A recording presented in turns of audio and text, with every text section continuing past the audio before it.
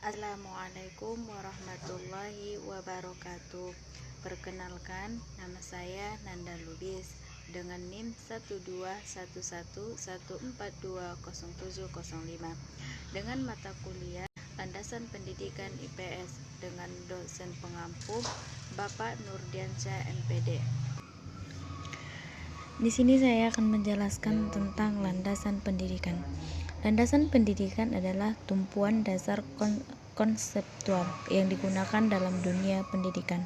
Landasan ini diperlukan dalam melakukan analisis kritis terhadap kaidah-kaidah kebijakan dan praktik pendidikan. Ada beberapa landasan pendidikan yang dibutuhkan untuk menunjang proses pembelajaran, yaitu landasan filosofis, landasan kultural, landasan sosiologis, landasan psikologis, landasan ilmiah dan teknologis, dan landasan religius. Pertama, landasan filosofis pendidikan adalah asumsi filosofis yang dijadikan titik tolak dalam rangka studi dan praktek pendidikan.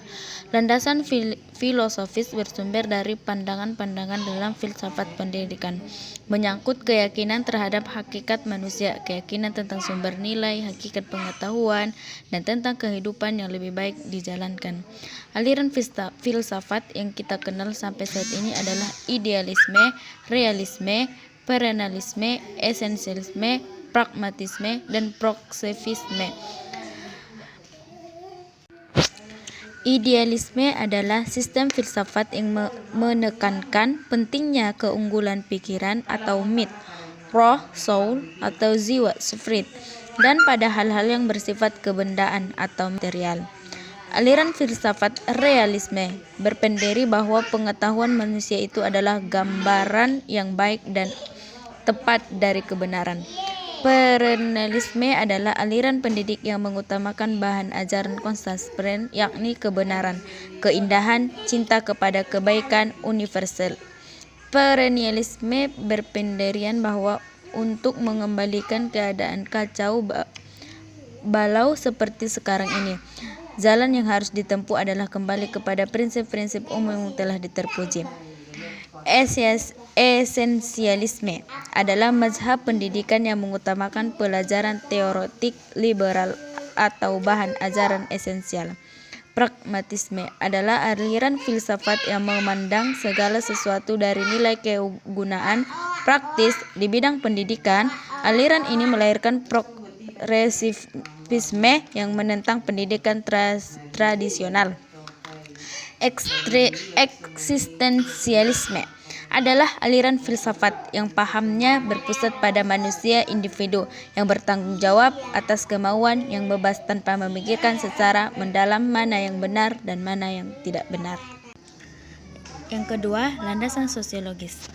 Landasan sosiologis pendidikan adalah acuan atau asumsi dalam penerapan pendidikan yang bertolak pada interaksi antara individu sebagai makhluk sosial dalam kehidupan bermasyarakat.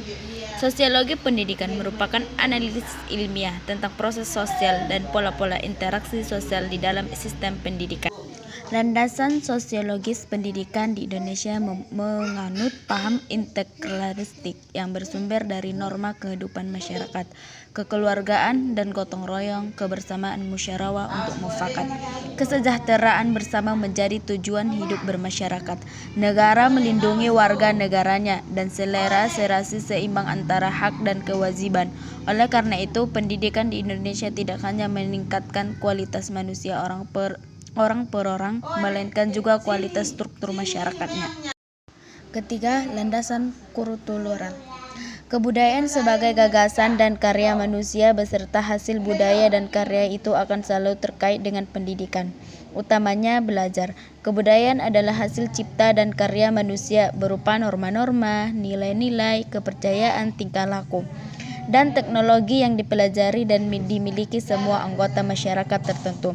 Dalam Undang-Undang Republik Indonesia Nomor 2 Tahun 1989 Pasal 1 Ayat 2 ditegaskan bahwa yang dimaksud dengan sistem pendidikan nasional adalah pendidikan yang berakar pada kebudayaan bangsa Indonesia yang berdasarkan pada Pancasila Undang-Undang 1945. Peran pendidikan bagi kebudayaan sebagai pewarisan, sebagai pemegang peran, sebagai pemberi kontribusi. Yang keempat, landasan psikologis.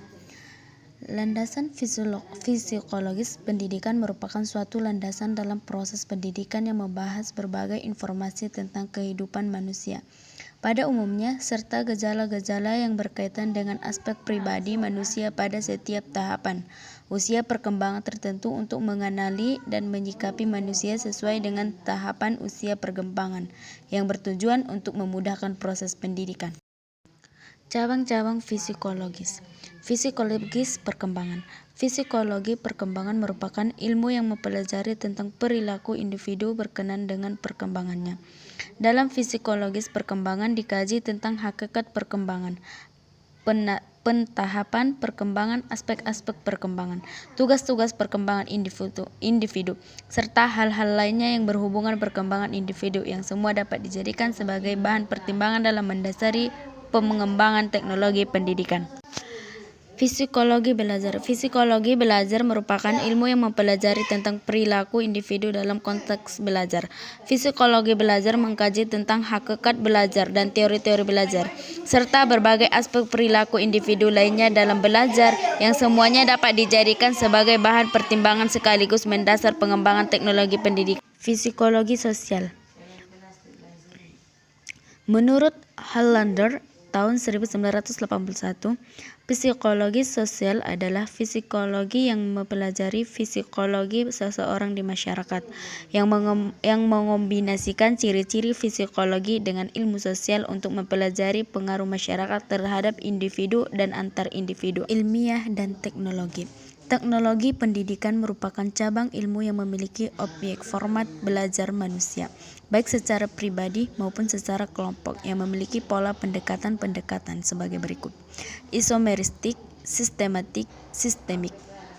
Manfaat ilmu pengetahuan dan teknologi yang melandasi pendidikan harusnya mampu memberikan kesejahteraan lahir dan batin setinggi-tingginya, maupun pendorongan pemanfaatan pengembangan sesuai tuntunan zaman maupun menjamin penggunaan secara bertanggung jawab. Keenam, landasan religius.